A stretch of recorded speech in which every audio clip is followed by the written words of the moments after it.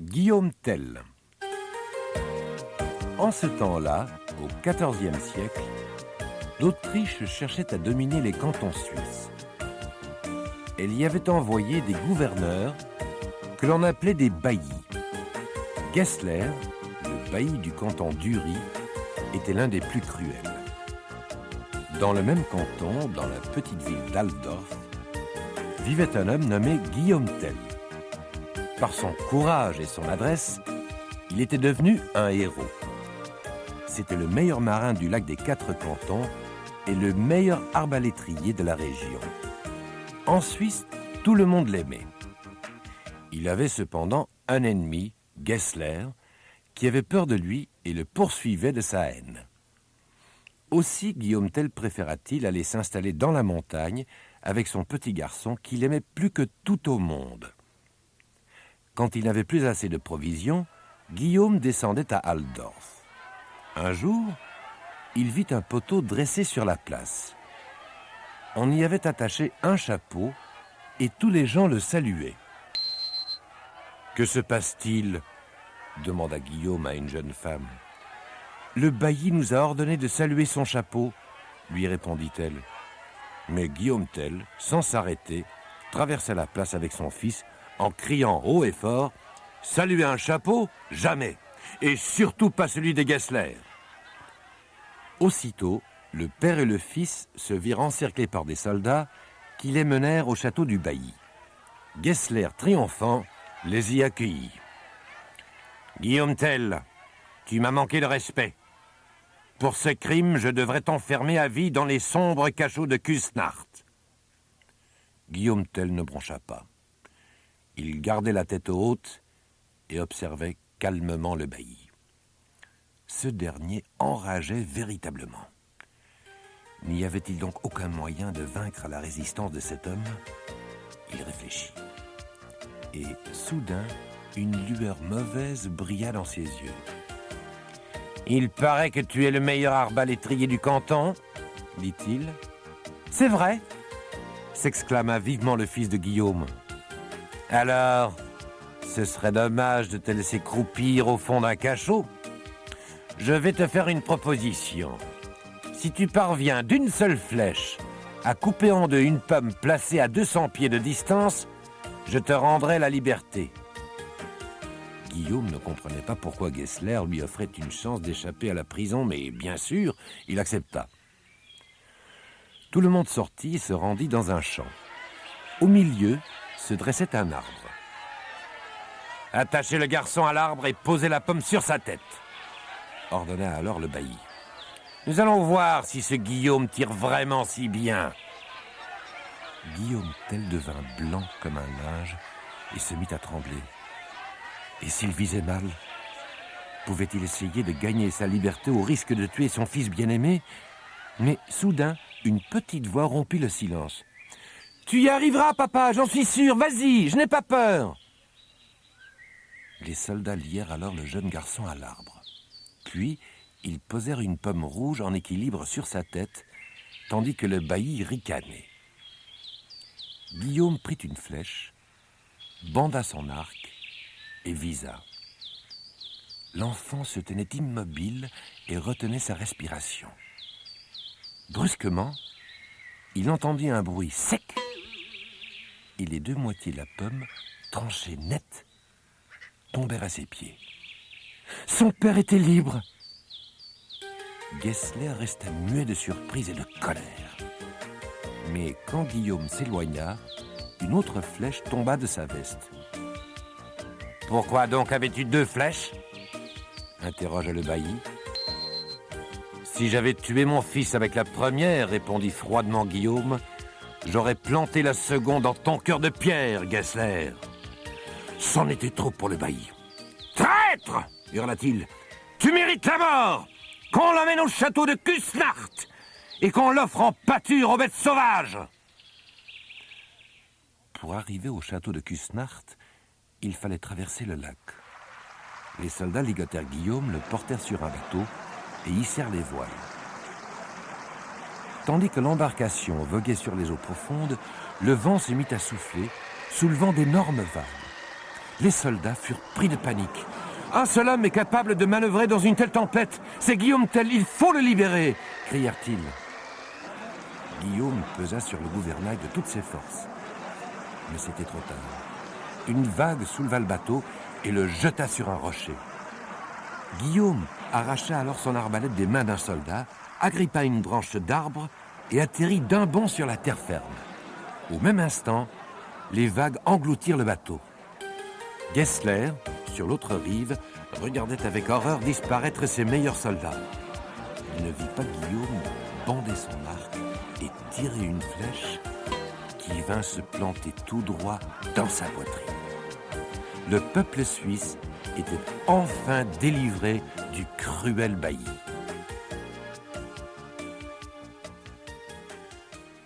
Un arc-en-ciel pour soi tout seul. Sur le chemin de l'école, Jason avait coutume de siffler pour passer le temps. Il en connaissait des airs. Plus que les autres enfants, car il retenait tous ceux qui l'entendaient. Et ce n'était pas tout. Il pouvait aussi voir le vent d'ouest, et même lui parler. Il faut dire que dans le moulin où il habitait, tous les vents du monde se donnaient rendez-vous pour chanter toutes sortes de chansons. Et Jason, depuis qu'il était tout petit, avait pris l'habitude de les écouter. Par une belle journée de printemps, Jason rentrait donc chez lui en sifflotant. Soudain, il s'arrêta. Il lui avait semblé entendre quelqu'un parler. Il tendit l'oreille. Mais ce n'était que le vent d'ouest qui se lamentait. « Oh là là, quel ennui, je l'ai oublié !» soupirait-il. « Quoi, qu'as-tu oublié ?» demanda Jason. « Mon refrain favori !» gémit le vent. « Ne serait-ce pas celui-ci ?» suggéra Jason en sifflant un petit air. Aussitôt, le vent d'ouest se mit à tournoyer autour de Jason, à lui souffler dans le cou et à lui ébouriffer les cheveux en criant « Mais oui, c'est lui! Merci, merci, mon garçon! Comme je suis content! Je vais te faire un cadeau, que désires-tu? Une serrure en or et une clé en argent? Eh bien, c'est très gentil de votre part, mais je préférerais un arc-en-ciel. J'ai toujours rêvé d'en posséder un pour moi tout seul. » « Ah, c'est un arc-en-ciel que tu veux, » dit le vent. « Cela ne va pas être facile, mais cela peut se faire. Écoute-moi bien. Demain, tu prendras un seau, puis tu longeras la rivière jusqu'à la cascade. Là, tu rempliras ton seau d'écume. Quand tu auras terminé, tu trouveras dans le seau celui qui te donnera un arc-en-ciel. Bonne chance !» Le lendemain, étant un samedi, Jason avait congé.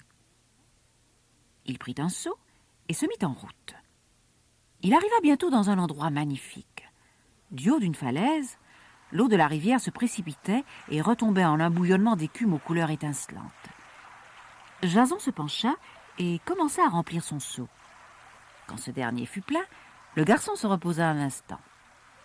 Tiens, on aurait dit que quelque chose bougeait à l'intérieur du seau.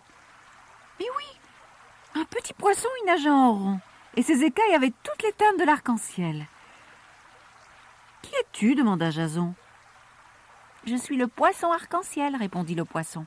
« Laisse-moi retourner dans la cascade et je te ferai un cadeau. »« D'accord » concéda Jason. « Mais promets-moi que tu me donneras un arc-en-ciel pour moi tout seul, que je pourrai emporter partout avec moi. »« Je veux bien, mais je te préviens, tu auras beaucoup de mal à le conserver. Enfin, si tu y tiens. » Au moment où le poisson plongeait dans la cascade, un merveilleux arc-en-ciel sortit de l'écume irisée. Jason le prit délicatement dans ses mains et en fit un petit rouleau qui glissa dans sa poche. Il était impatient de rentrer chez lui pour montrer à tous son beau cadeau. Comme il longeait la lisière de la forêt, Jason entendit des gémissements. C'était un petit blaireau pris au piège. « Libère-moi vite » pria-t-il, « sinon les chasseurs viendront avec leurs chiens et me tueront. » « Je voudrais bien, » rétorqua Jason. « Mais il faut une clé pour ouvrir ce piège. »« Et si tu essayais l'arc-en-ciel que je vois dépasser de ta poche » insista le blaireau. Jason aurait bien aimé garder l'arc-en-ciel pour lui tout seul. Mais il avait bon cœur. Il introduisit le bout de son arc-en-ciel dans le piège, qui s'ouvrit aussitôt. Le blaireau libéré le remercia et rentra vite dans son trou. Jason regarda son arc-en-ciel. Il en manquait un grand morceau, qui était resté pris dans le piège. Un peu triste, il le replia soigneusement et se remit en route. Bientôt, il arriva devant la maison de Madame Noiraude. Celle-ci était une vieille femme acariâtre, détestée par tous les enfants du village. Il faut dire qu'elle avait la fâcheuse habitude de voler tous les ballons tombés dans son jardin pour les faire cuire au four. Car cette étrange personne se nourrissait d'une drôle de façon. Elle ne mangeait que des ballons carbonisés, des tartines brûlées et des olives noires. « Viens ici, mon garçon, ordonna-t-elle à Jason. J'ai quelque chose à te demander. » Jason s'approcha craintivement. Que lui voulait cette méchante femme? « Je vois un petit bout d'arc-en-ciel qui dépasse de ta poche, et justement j'en ai besoin, lui déclara-t-elle. Je suis malade, vois-tu, et seul un gâteau à l'arc-en-ciel pourrait me guérir. » Jason aurait bien aimé garder l'arc-en-ciel pour lui tout seul, mais il avait bon cœur. Il suivit Madame Noiraude dans sa cuisine et lui laissa couper un bon morceau de son arc-en-ciel. La vieille femme prit alors du lait, de la farine et du sucre et mélangea le tout avec le bout d'arc-en-ciel. Elle obtint une pâte onctueuse qu'elle mit au four. En quelques minutes, le gâteau fut cuit. « Que c'est bon !» s'exclama la vieille en mordant dedans à belles dents. « Je n'ai rien mangé d'aussi délicieux depuis bien longtemps. Je me sens déjà beaucoup mieux. » À son tour, Jason prit une petite tranche de gâteau. Mais à peine en avait-il mangé qu'il grandit de 3 bons centimètres. « Il vaut mieux t'arrêter si tu ne veux pas devenir un géant !» fit Madame Noiraude qui avait envie de garder le gâteau pour elle toute seule. Jason roula le reste de son arc-en-ciel et reprit son chemin. Peu après, il aperçut son cher moulin et sa petite sœur Jessica, qui couraient à sa rencontre. Mais la petite fille trébucha sur une grosse pierre et, en tombant, s'écorcha le genou. Jessica, qui n'avait que 4 ans, commença à pleurer. « Oh, Jason, cela saigne et j'ai très mal. Vite, fais-moi un pansement !» Jason, qui aimait beaucoup sa petite sœur, n'hésita pas longtemps. Il sortit le petit bout d'arc-en-ciel de sa poche, en préleva un minuscule morceau comme souvenir et posa le reste sur la jambe de Jessica. La fillette était ravie. Elle n'avait plus mal du tout et son pansement était le plus joli du monde.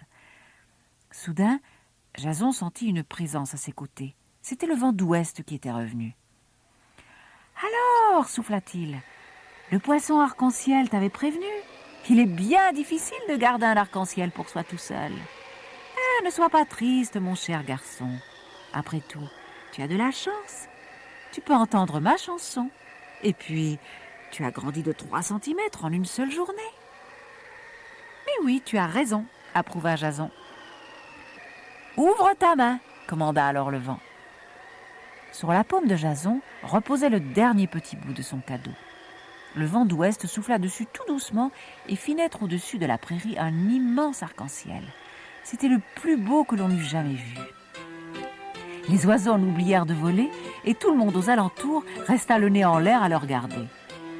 Mais peu à peu, l'arc-en-ciel sembla se fondre dans le ciel et bientôt il disparut tout à fait. Chacun retourna à ses occupations, persuadé qu'il avait rêvé. « Ne t'en fais donc pas, Jason, il reviendra !» promit le vent d'ouest en s'éloignant.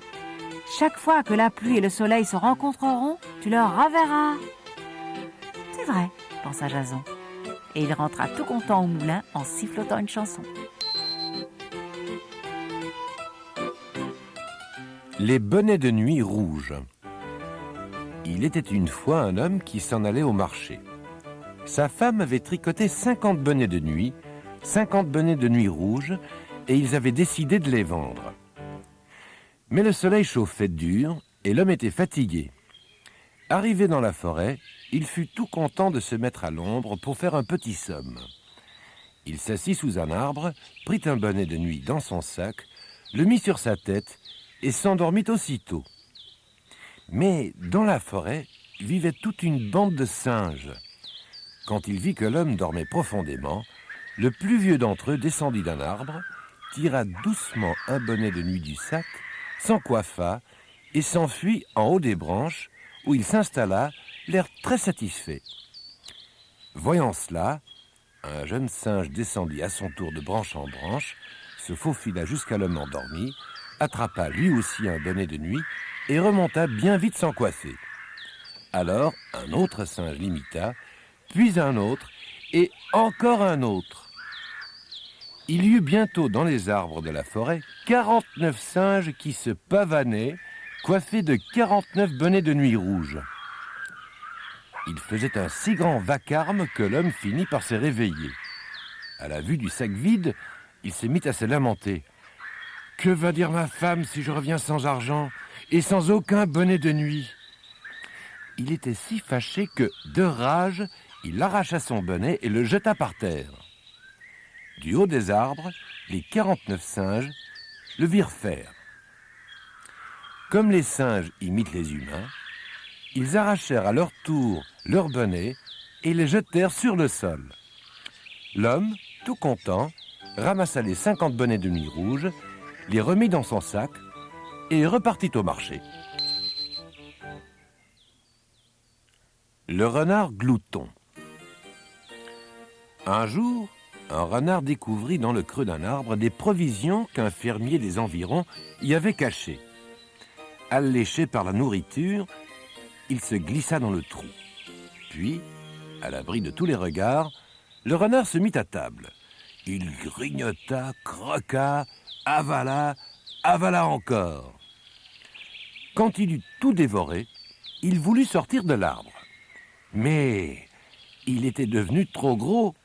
Son ventre tout enflé ne passait plus dans l'ouverture. Le renard, terrifié, crut que l'arbre avait rétréci. Il passa la tête par le trou et se mit à hurler. « À l'aide! Sortez-moi d'ici !» Peu après, une belette vint à passer. « Hé, la belette! Viens me délivrer !» cria le renard de plus belle. « Cet arbre est en train de diminuer. Bientôt, il va m'écraser. » « Ne t'affole donc pas ainsi, » s'esclaffa la belette.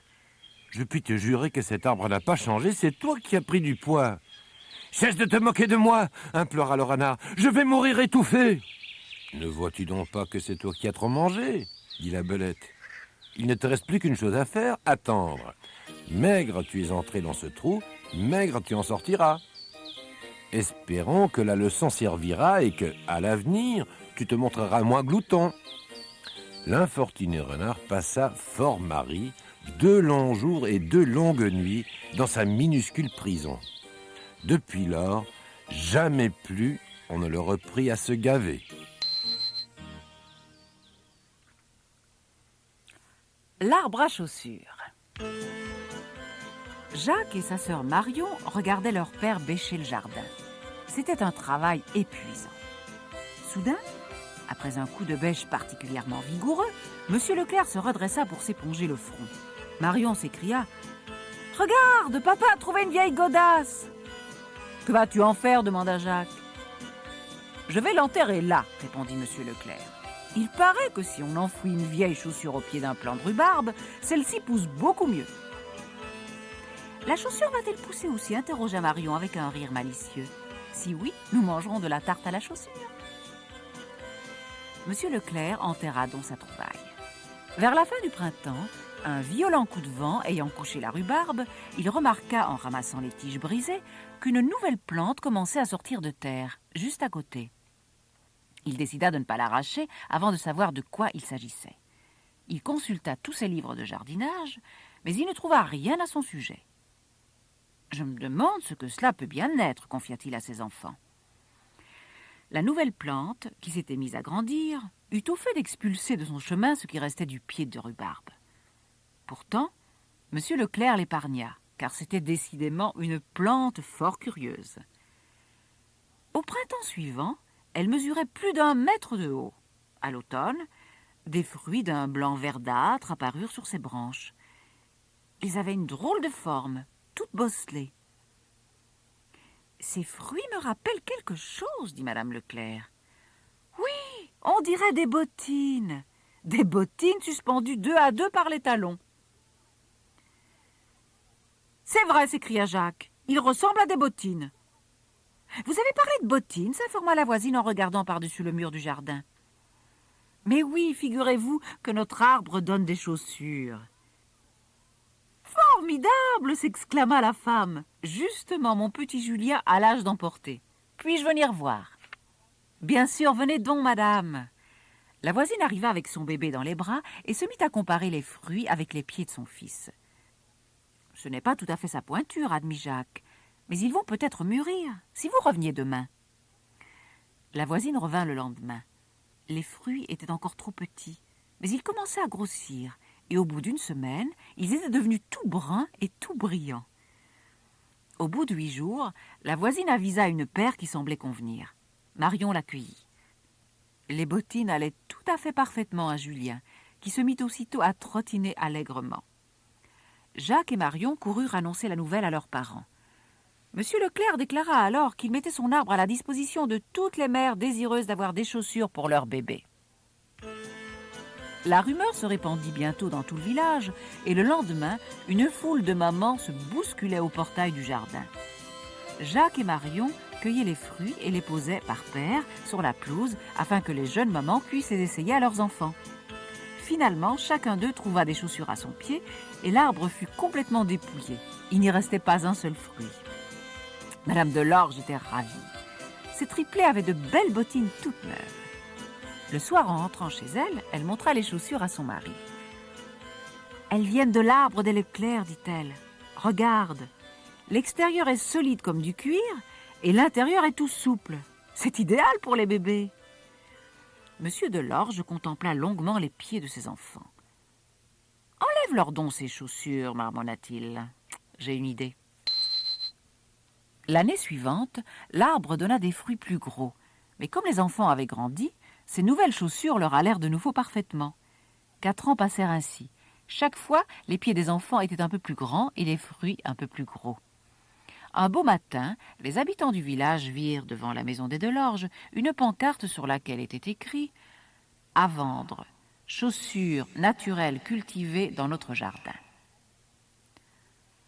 Voilà donc pourquoi M. Delorge faisait tant de mystère au sujet de son jardin, constata M. Leclerc. Chaque année, il a planté les chaussures que nous avons données à ses enfants. Et maintenant, il possède certainement des dizaines d'arbres. Et il va faire fortune avec eux, renchérit Madame Leclerc. Il semblait bien en effet que les Delorge allaient gagner énormément d'argent. À l'automne, ils embauchèrent 3 femmes pour cueillir les chaussures, les classer par pointure, les envelopper dans du papier de soie, les ranger dans des boîtes et les faire porter dans un magasin où elles se vendaient 50 francs la paire. En regardant par la fenêtre, M. Leclerc vit passer M. Delorge au volant d'une superbe automobile flambant neuve. « Il ne me serait pas venu à l'idée de m'enrichir avec cet arbre, murmura-t-il. »« Oh, toi, tu n'as certes jamais eu le sens du commerce, mon pauvre chéri, répondit sa femme. « Cela ne fait rien. Je suis ravie de pouvoir offrir nos chaussures aux enfants du village. » Un beau matin, Jacques et Marion se promenaient derrière la propriété des Delorge. M. Delorge avait fait construire un grand mur pour se protéger des rôdeurs, et tout en haut, ils virent leur ami Éric. « Éric !» s'écrièrent ensemble Jacques et Marion. « Que fais-tu là ?» Éric sauta vite du mur pour venir les rejoindre. « Attendez, dit-il en riant, et il se baissa pour ramasser des fruits de chaussures à moitié cachés par les hautes herbes.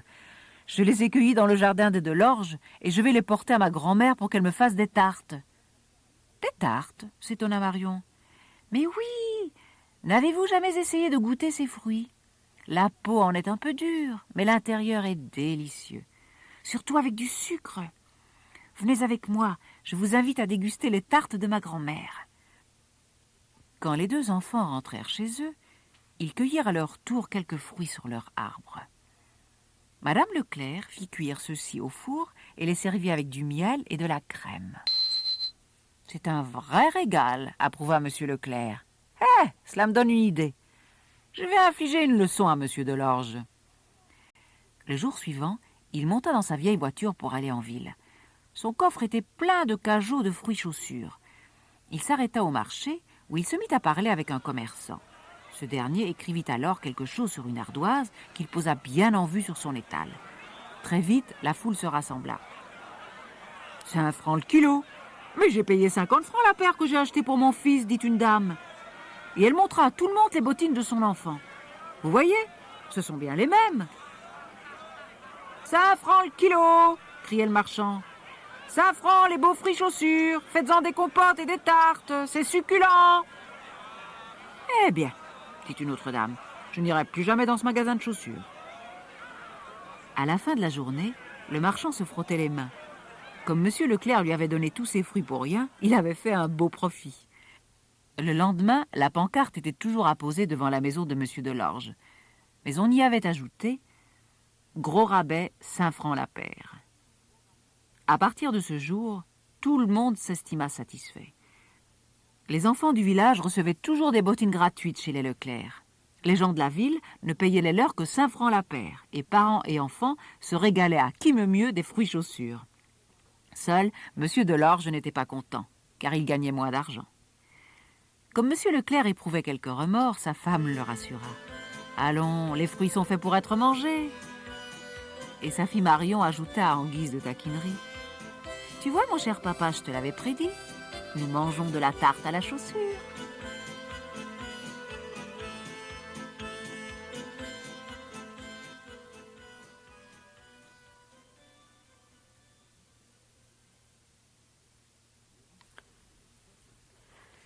Les lutins et le cordonnier.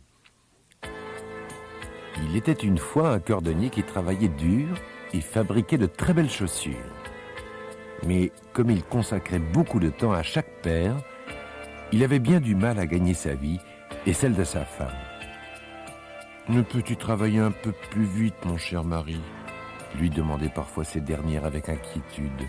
« Je pourrais bien sûr découper moins soigneusement le cuir et coudre à plus gros points, » répondait le cordonnier en souriant. « Mais que veux-tu?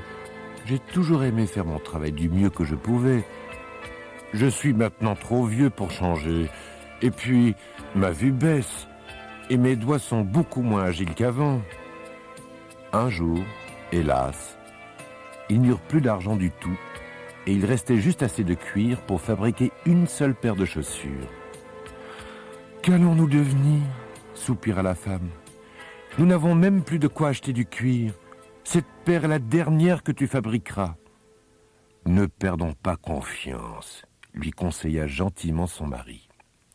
Et il se mit à tailler avec beaucoup de soin l'unique morceau de cuir qui lui restait. Quand il alla se coucher, toutes les formes découpées étaient prêtes sur l'établi pour son travail du lendemain. « Ne sois pas triste, ma chère femme, » dit-il en se mettant au lit. « C'est ainsi, nous n'y pouvons rien. » Le lendemain matin, il nettoya ses lunettes, enfila son aiguille et se dirigea vers son établi pour y prendre les morceaux de cuir. Oh, surprise! Il trouva à leur place, au milieu des outils bien alignés, une magnifique paire de souliers complètement terminés. Stupéfait, il se demanda qui avait bien pu faire ce travail à sa place. « Regarde !» cria-t-il à sa femme. « Les points sont d'une finesse exceptionnelle !» Les souliers étaient si parfaits que le premier client qui entra les acheta pour le double du prix habituel. Le cordonnier put ainsi s'acheter suffisamment de cuir pour découper 2 nouvelles paires de chaussures. Il les tailla dans la journée, puis il alla se coucher, pensant les coudre le lendemain. Mais au matin, tout comme la veille, il trouva les souliers entièrement achevés. Cette fois encore, il les vendit immédiatement et en reçut suffisamment d'argent pour acheter le cuir de 4 nouvelles paires. La nuit suivante, le prodige se reproduisit. Et de même chaque nuit, durant des semaines. La femme du cordonnier était folle de joie. « Nous avons assez de cuir pour toute notre vie !» s'exclama-t-elle un jour. « Et il nous vient tellement de clients de tous les coins du pays que nous n'avons désormais plus de soucis à nous faire. Nous sommes enfin riches !»« Mais à qui devons-nous ce grand bonheur ?» poursuivit son mari.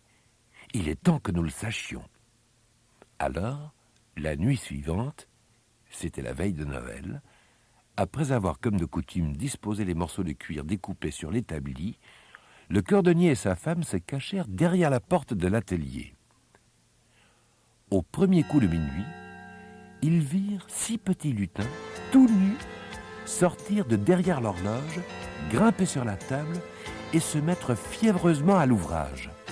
Ils piquaient, martelaient, polissaient, lassaient, ne s'arrêtant que pour souffler dans leurs mains, taper des pieds ou se frictionner les uns les autres car la nuit était glaciale. Ils étaient bleus de froid et frissonnaient affreusement. Pauvres petits bonshommes, s'apitoya la femme du cordonnier. C'est pour nous qu'ils se donnent tout ce mal et eux ne possèdent ni chemise ni bottes. Il nous faut absolument faire quelque chose. Le jour suivant, tandis que son mari sortait son aiguille la plus fine et son pierre le plus souple afin de fabriquer 6 minuscules paires de bottes, elle se mit à tailler et à coudre dans le plus beau et le plus chaud tissu qu'elle put trouver 6 adorables petites chemises et 6 petits pantalons. Quand vint le soir, c'était la nuit de Noël, les deux vieux disposèrent sur l'établi, à la place des habituelles formes de cuir, les cadeaux qu'ils avaient confectionnés pour leurs amis, et ils se cachèrent à nouveau derrière la porte. Il faisait un froid de loup, et quand à minuit les 6 lutins sortirent de derrière l'horloge, ils grelottaient et claquaient des dents. Soudain, au lieu du cuir, ils virent les vêtements qui leur étaient destinés. Après un bref moment d'hésitation, ils explosèrent de joie. Ils s'habillèrent en un clin d'œil et se mirent à danser, à rire et à battre des mains. Puis, ils s'écrièrent « Maintenant que nous voilà bien chaudement vêtus, nous pouvons aller jouer dans la neige !» Et ils sortirent de la boutique en chantant et en gambadant. Jamais plus on ne les revit. « Plus de lutins pour nous aider ?» remarqua alors la femme du cordonnier. « Comment te débrouilleras-tu demain ?» Mais le vieil homme se contenta de sourire. « Ne te fais donc pas de soucis, ma chère femme. J'ai toujours fait de mon mieux, je continuerai. Et, qui sait, peut-être arrivera-t-il un autre miracle. » Le vieux marin. Un vieux marin du Cotentin dit à son épouse un matin « Je vais te quitter pour un an, car je repars sur l'océan. » Il prit sa pipe et du tabac, un drapeau blanc et un hamac, puis s'installa dans une barrique et mit le cap sur les tropiques. Après avoir pendant des jours de tous les pays fait le tour, il échoua, tout étourdi, sous les palmiers un beau midi. Mais mon histoire finit vite, car le marin, dans une marmite, connut une fin peu banale, dévoré par un cannibale.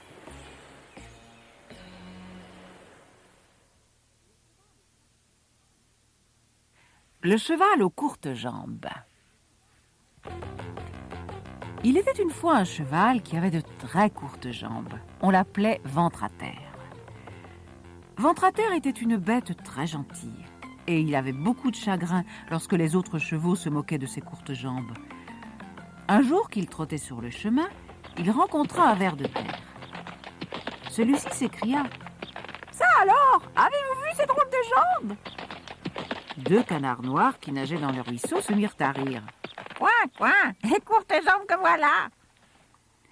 Ventre à terre s'enfuit en soupirant. « Si seulement j'avais de longues jambes !» Un peu plus loin, il découvrit au pied d'un arbre un soldat, qui avait l'air aussi malheureux que lui. « Qu'avez-vous donc s'enquit gentiment le cheval. »« Le prince a décidé que je n'aurais plus de confiture sur ma tartine, » renifla le soldat, qui s'appelait Gustave. « Cela est en effet très grave, » admit Ventre à terre. Baissant les yeux, il vit alors que le casque du soldat était tout bosselé. Gustave, qui avait suivi le regard du cheval, expliqua « Le prince avait dit que si je faisais encore une seule bosse dans mon casque, je n'aurais plus jamais de confiture sur mes tartines. Hélas, ce matin, j'ai de nouveau heurté la porte du palais. Je n'y peux rien. L'entrée est beaucoup trop basse et mon cheval a les jambes trop longues. Même en courbant la tête, quand je suis sur son dos, je me cogne chaque fois. Si seulement mon cheval avait les jambes plus courtes, comme toi, s'écria brusquement le soldat. Ne voudrais-tu pas devenir mon cheval? Volontiers, répondit Ventre à terre. Le soldat alors se leva et sauta sur le dos de son nouvel ami. Tous deux se mirent en route. Le lendemain, tandis que toutes les trompettes du palais sonnaient, les soldats enfourchèrent leurs montures et se rangèrent au dehors pour attendre le prince. Celui-ci, parut quelques instants plus tard, suivi d'un laquais portant un pot de confiture, délicatement posé sur un coussin. Le prince remarqua que, à l'exception de Gustave, tous les soldats portaient une nouvelle bosse à leur casque. « Comment se fait-il que vous n'ayez pas abîmé votre casque ce matin, soldat Gustave » demanda-t-il étonné. « C'est que j'ai un nouveau cheval, votre Altesse, » répondit Gustave. « Je le vois, dit le prince. Un bien beau cheval aux courtes jambes. Soldat Gustave, aujourd'hui, vous aurez droit à mettre de la confiture sur votre tartine. » Gustave reçut également, en guise de récompense, un nouveau casque, qui ne fut plus jamais cabossé. Et ventre à terre, arbora fièrement une nouvelle tétière. Super Bébé. Par un beau jour de soleil, Super Bébé, dans son landau, travaille sur son ordinateur. « Je m'ennuie, » dit-il soudain à son ami Léon le Lapin. « Si seulement il pouvait arriver quelque chose !» Léon le Lapin, qu'on appelle aussi LL, est en train de déchiffrer un message. Tandis qu'il répond, le téléphone se met à sonner. Super Bébé décroche. « Quoi ?» hurle-t-il. « Votre banque a été cambriolée ? Bien sûr, nous arrivons immédiatement. » Il se tourne alors vers Léon et lui lance « Vite ! La banque de la rue de la Monnaie vient d'être dévalisée !» Léon le Lapin appuie sur un bouton et aussitôt, le landau se transforme en avion. Les voilà partis par-dessus les toits. Arrivé à destination, Léon le Lapin presse un autre bouton. Le landau atterrit juste devant la banque. « Mais c'est ici que j'ai placé toutes mes économies !» s'écrie Léon. « Pourvu qu'il ne soit pas trop tard !» Le directeur de la banque se précipite à leur rencontre. « Comme je suis content que vous soyez là, Super Bébé. Les voleurs ont emporté tout l'argent de la banque. »« Avec toutes mes économies ?» gémit Léon. « Ce n'est pas possible. Ont-ils laissé des traces ?» s'informe Super Bébé. « Rien que ceci, » dit le directeur en désignant une empreinte de pied sur le sol. Le lapin en prend les mesures et les transmet à son ordinateur. Un peu plus tard, il peut lire sur l'écran « Taille 1,80 m, pointure 42, boîte, habite sur la plage. » Super Bébé et Léon le Lapin sautent dans le landau et foncent dans les airs en direction de la plage. En chemin, Super Bébé vide un biberon. « Il me faut des forces. L'opération ne sera pas facile. » Après quelques secondes, ils arrivent en vue de la plage. Léon pousse sur le bouton d'atterrissage. Le landau entame sa descente et se pose sur le sable tout près d'une cabane en bois. « Reste ici, LL !» murmure Super Bébé. « Je t'appellerai si j'ai besoin d'aide. Ce sera peut-être nécessaire. » Super Bébé se précipite vers la cabane tout en se dissimulant dans les hautes herbes. Les lieux ont l'air abandonnés. Mais Super Bébé n'est pas bête. Il a remarqué qu'une toile d'araignée, au-dessus de la porte, a été démolie. « Il y a donc quelqu'un à l'intérieur, pense-t-il. » Il se rapproche de la cabane en rampant et jette un coup d'œil par une fente. « J'avais raison, » se dit-il. Assis à une table, deux hommes s'activent à compter des billets de banque. « 3000, 3001, 3002, nous sommes riches !»« Et que dois-je faire de ceci ?» demande alors un des hommes en soulevant un gros sac de pièces de monnaie. « Ce que tu veux, Jules !» répond l'autre. « Nous avons ici plus d'argent qu'il ne nous en faut. »« Je vais les jeter à la mer alors, décide Jules. »« Pas question, songe Super Bébé. Dans ce sac se trouvent certainement les 87 francs de Léon. » Et il assène un gros coup de hochet sur le mur de la cabane. « Au secours! Voilà Super Bébé !» crie Jules affolé. « Oui, mais seul !» ricane Gaston. Il sort un revolver de sa poche et le dirige vers l'intrus. « Tu as 1 minute pour filer !» gronde-t-il. Mais Super Bébé n'a pas peur des bandits. Il commence par désarmer Gaston, puis d'un autre coup de hochet, le renverse. Entre-temps, Jules a filé avec le sac de pièces. « LL !» appelle Super Bébé. « Jules s'enfuit avec tes économies !» Super Bébé saute dans le landau et s'élance avec Léon à la poursuite du voleur. Celui-ci est justement en train de sauter d'un bond dans une barque. « Il se dirige droit vers le large, mais nos deux amis le talonnent en landau. Jules se dresse dans la barque et essaye de frapper ses poursuivants avec une rame. Mais il perd l'équilibre et tombe à l'eau avec le sac de monnaie. « C'était tes économies, Léon, compatit Super Bébé. Je ne les reverrai plus, se lamente le lapin. » Super Bébé se penche alors vers le bandit et lui tend son hochet. Jules le saisit et se retrouve dans le landau.